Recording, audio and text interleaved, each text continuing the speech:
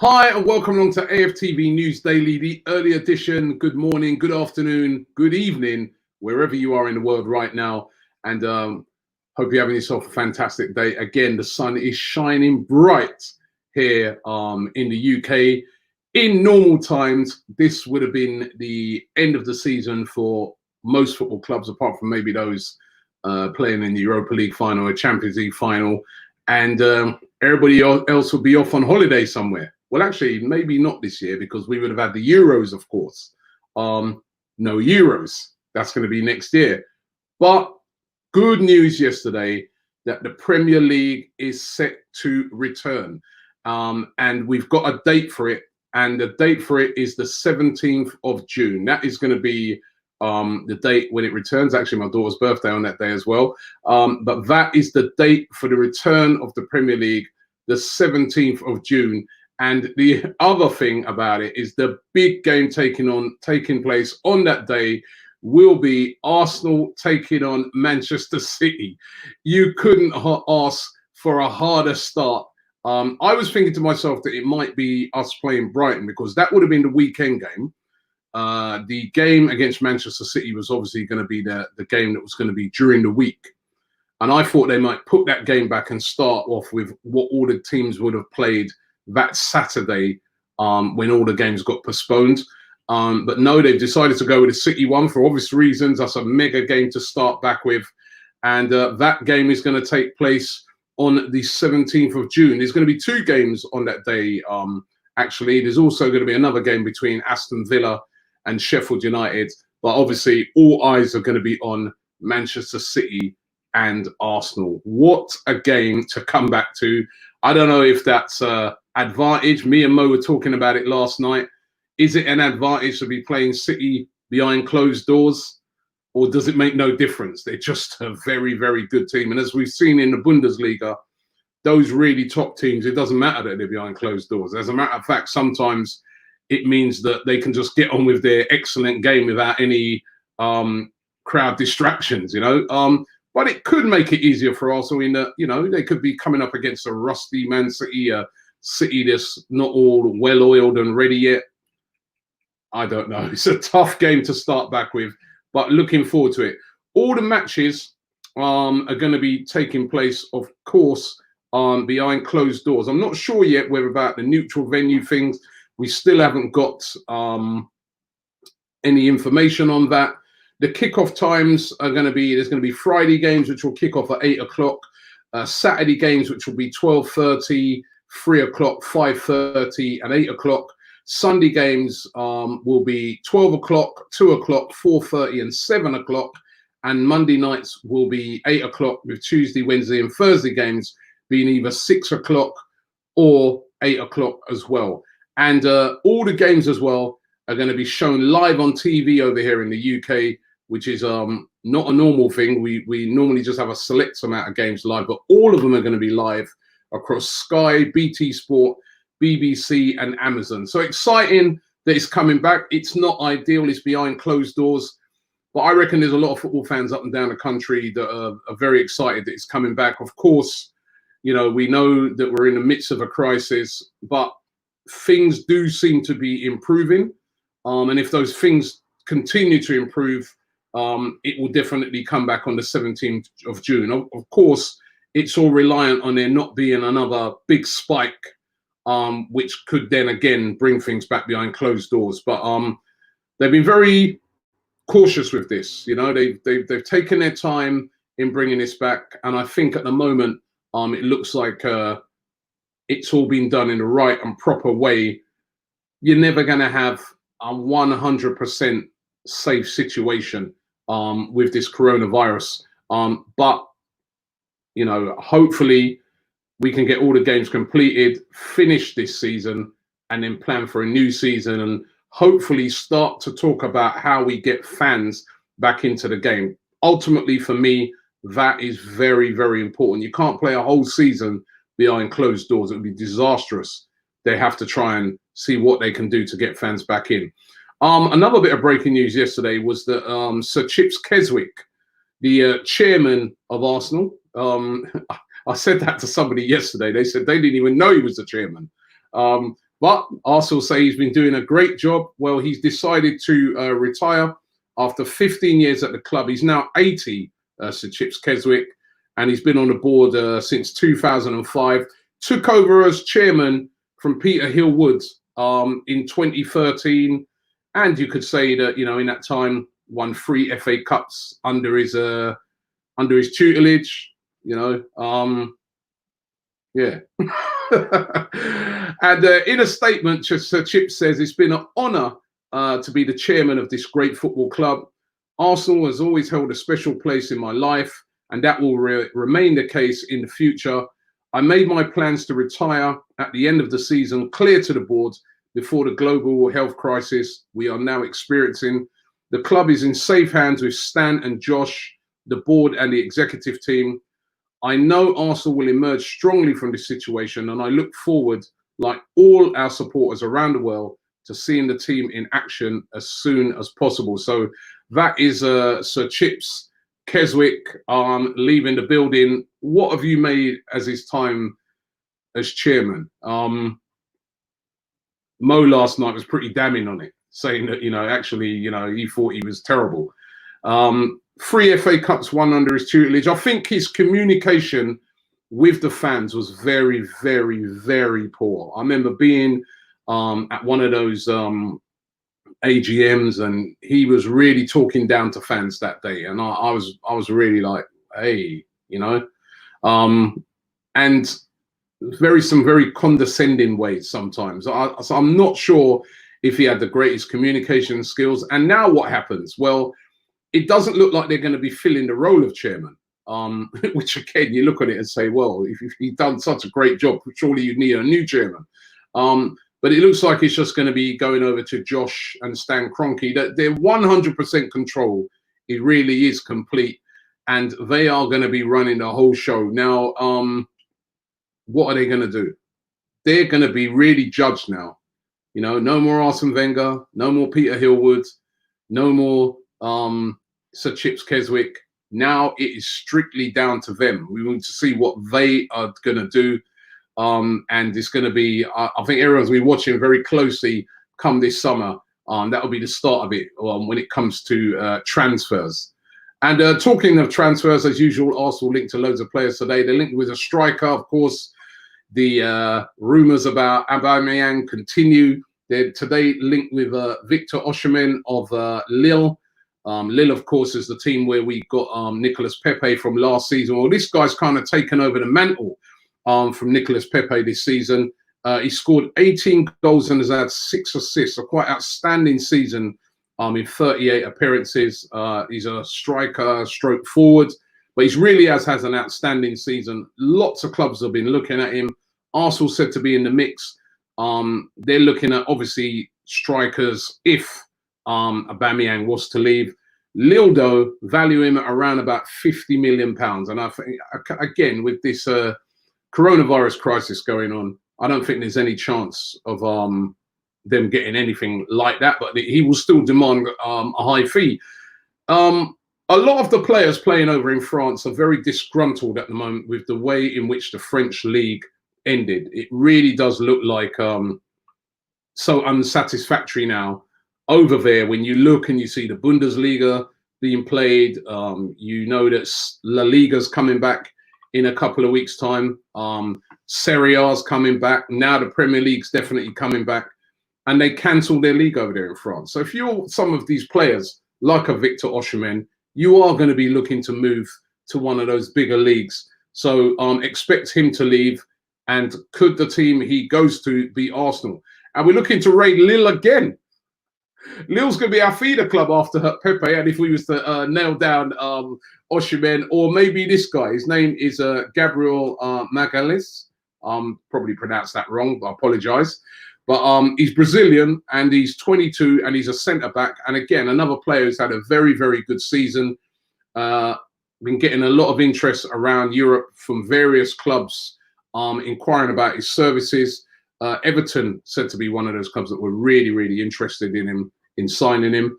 Le Sport, based over there in France, also report that Arsenal are heavily interested in him as well. So that's another Lille player that Arsenal are apparently looking at the moment. And continuing on in their supposed raid of France, they're looking at this PSG Wonderkid, as he's been described, and his name is Adil Ashouche.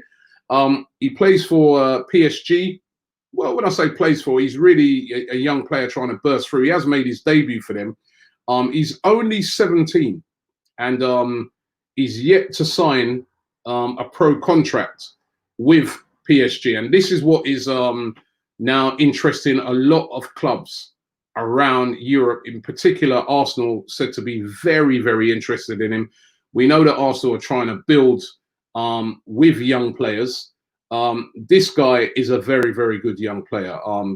Very talented midfielder, described as one of the jewels in the crowns of PSG's academy. So they'd be really hoping not to lose him. A real, real hot prospect.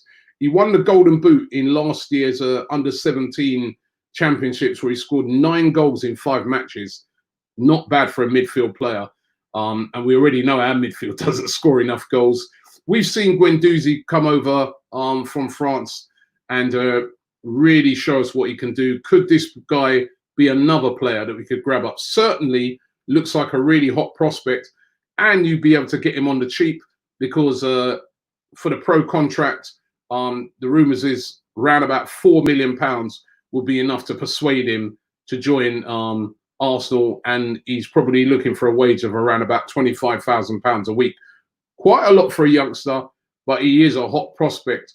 Could Arsenal move and try and bring him in this summer? Let's keep our eyes and see how that one works out. Certainly, Arsenal looking to build for the future by investing in young players, and that's going to be the way, because we, at the moment, the big money just isn't there. Let's get into some of your comments that have been coming in. Thank you very much for those. A couple of super chats we'll start off with. This one comes from Kenneth Lynch. He says, Robbie, is William Saliba back in full contact training with Arsenal after his loan spell at St Etienne, or does he need to quarantine for 2 weeks? I'm not 100% sure on that. I don't think he's back in full training, but he is now an Arsenal player, of course. But he will not be able to play for Arsenal in the games coming for the rest of the season. They've already said that he will not be able to play in those games. So you won't see a William Saliba, for instance, lining up against Manchester City. That will not happen. We'll say a big request to Andre Ben. No message there, but big up to Andre Ben. It looks like he's got a Trinidad flag there, so big up Trinidad as well. Andrew Chow says, morning, will you be doing Arsenal watch-alongs on AFTV? Also, games will not be played together, so there'll be lots to watch. Some game free to air on BBC. FA Cup provisional dates have come out just now. I haven't seen that. Just now as the show's on. But yeah, we are going to be, I can't tell you what we're going to be doing yet, but we've got some plans around what we're going to be doing when it does come back, once it's all, 100% confirmed. It is confirmed.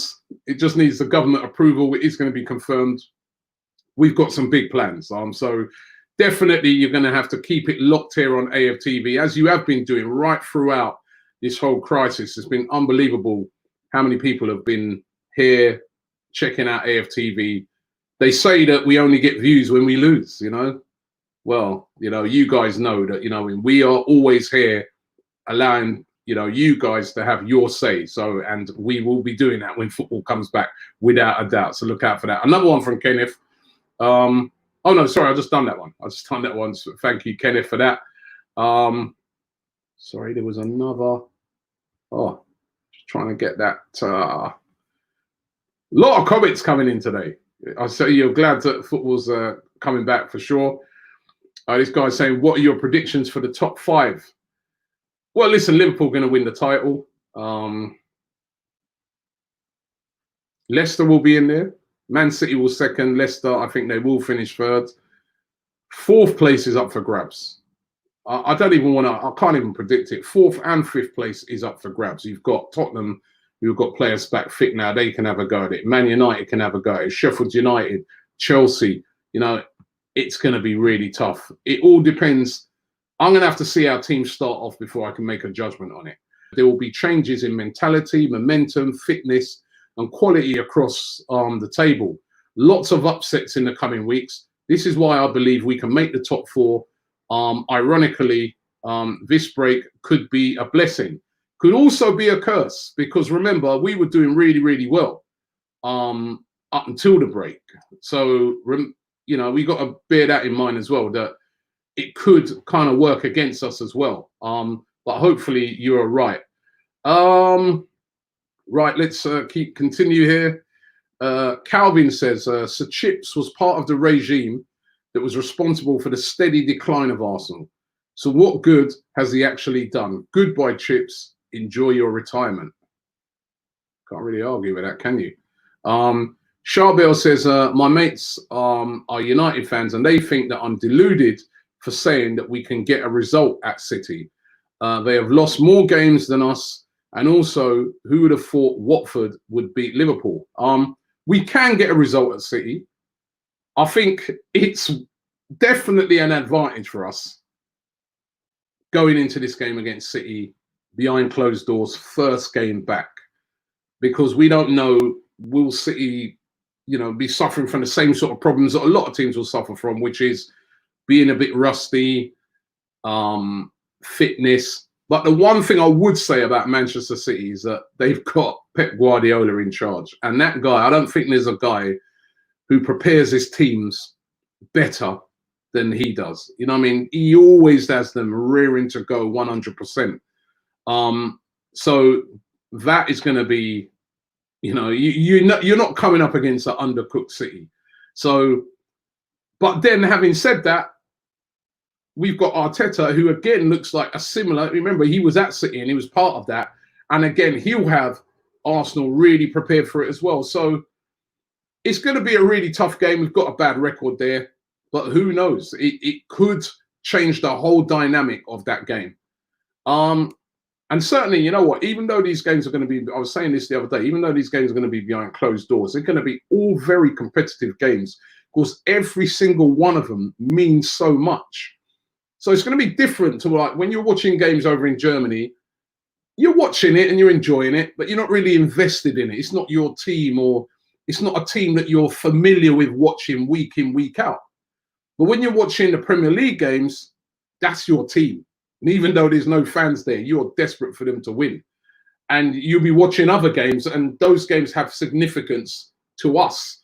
So you'll be desperate for the opposition, say, to win if they're playing Tottenham or Man United, because, you know, they're all pushing for the same top four like us. So it is going to be exciting to watch these games, and it's going to be really, really, really intriguing.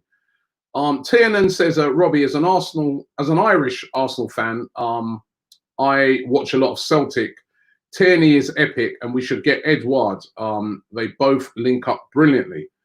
Edouard could be a possibility this summer, of course, if we lose Aubameyang. Kafal O'Leary says, Robbie, the FA Cup quarterfinals on the 27th of June and semi-finals on the 11th of July. Those are the dates that have just come out. Listen, it's going to be a lot of games, isn't it, as well? You know, I personally was thinking to myself, maybe they should just forget about the FA Cup for this year. Obviously, every one of those organisations are thinking about the money for it, you know. So the FA want to make their money like the Premier League want to make their money. But it's going to be a lot of games. I mean, teams are really going to have to use their squads. They're really good. And this is why when they made the suggestions about 5 substitutes, and a lot of people threw their arms up, it's ridiculous, Robbie. DT, right? Now you see the reasons why. With all these games coming back in such a short space of time, when players have been out for so long, you're going to have to use things like 5 substitutes. That's the reason why they've made these suggestions. Peace Love says, a fish rots from their head down. Hashtag Stan, right? So again, I think that's directed at the whole Chips thing. Andrew Chow again says, Rob, Arsenal have got a decent chance versus City. I've seen lots of photos of De Bruyne. Seems he's had a good time in lockdown. Prediction for the game. I can't predict it at the moment. It's just, you can't go against City. And even if that is true, right? They will be in shape for that game. Guardiola, he leaves no stone unturned. So we're going to have to make sure that we're in good shape as well. It's going to be a tight game. If you're going purely off ability, you have to go for City. They're a well-oiled machine. Indanil says, hi, Robbie. So Chips Keswick once wanted David O'Leary to join, but Sanelli rejected that proposal. What do you think about it? David O'Leary, he's an Arsenal guy, would be a good appointment. But as I said, they're not bringing in no one. They're just going with it's going to be Josh Kroenke in charge. Does that mean he's going to be at every game? To me, a chairman should be at every game. Every game, not flying for this one and then every game. So that's going to be interesting to see. Akatu says, hello, Robbie. Any news on the Aubameyang and Saka contract extension talks? No. And probably with the football coming back, Arsenal will be concentrating more on that. So, I think that's what people are going to be looking forward to seeing, the football and not the rumours. Best in the World one says, hey, Robbie, trust me, I know it's terrible to say, but which team do you think will have benefited the most from football being off for the past few months? I'd probably say Spurs, unfortunately. I think I was just about to say that, Spurs. Because remember, they had no Harry Kane, they had no Son, right? Now they're both back, and I'm not sure Sissoko. So all of those sort of long-term injury players will be back for them. So 100% the team that's going to benefit the most from this is Spurs, because they've got their injured players back. And they were really on a downward slide before the whole coronavirus thing hit. So I think every Spurs fan will be really happy that it's coming back when it is. Amar23 says, City away would have been my last preferred choice after Liverpool, but excited just to watch Arsenal play again. And yes, we might have a slight advantage as Mikel knows City in and out. That's true. It's going to be the first time he's coming up against it. So, yeah. Asher Mode says, the new kit looks like Kolasinac stole a Spurs kit after slaughtering their defense and made the kit one of our own. The new kit, the proposed away kit, I don't know what you guys think. I've got a picture of it here. Let me get the picture up. What do you think of it? It really has divided opinion.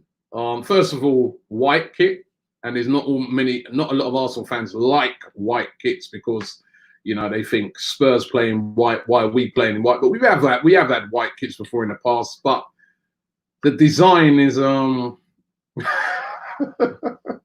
like that guy says, like someone was saying yesterday, like somebody slashed the person wearing the kit. I'm not 100% sure on that kit, but let me know. Let me know what you think. That looks like it's going to be the away kit for next season. The kits they did this year, this one, I love this kit. I love all three of the kits they came with. And you don't often see that where you've got three brilliant kits. And actually, you know what? When you see that kit in a picture, I don't know. Sometimes when the actual kit comes out and you get it and you put it on and you go, actually, this is all right. It drops. It's nice that you can wear it with some jeans and, what I mean? And but I'll be interested to see. I wonder what the shorts are going to look like. Are they going to be all slashed up as well?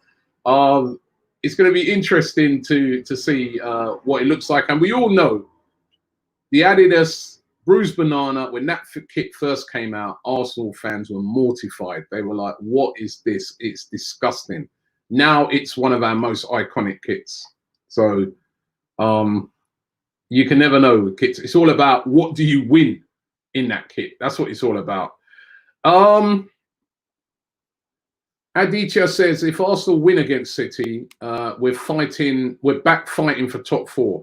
If City wins, nothing changes for them. Now, if Arsenal can't perform or be prepared for this game with 2 weeks to prep, it's bad. Well, that again is a very true thing, what you say there. That game kind of means more to us. Could it be that City treat it as a game to sort of edge back in? Again, it's Guardiola. He don't really do that stuff. But we need that game. We really, really need that game. And I think you know, you're right. If we was to win that game, we're back in the race for the top 4. Definitely. And it would give us such a boost. So we need that game. RDZ HD says, hi Robbie.